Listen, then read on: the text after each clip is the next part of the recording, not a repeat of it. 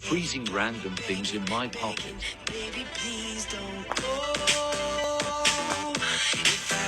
Okay, so like I really want to try this, so let's go. So first we're just gonna wash my poppet.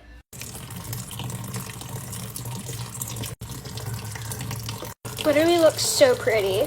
Let's flip it over.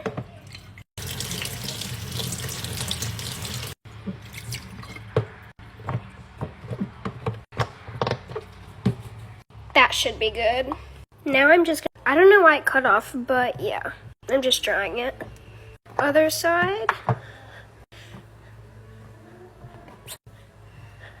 All right, let's get started.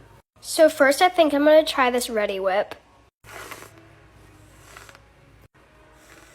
They didn't really want to go in the holes, but let's move on to the next thing. Let's do chocolate syrup. There we go. Last, I think I'm just gonna do some water.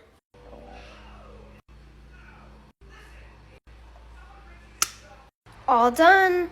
Let's go put it in the freezer.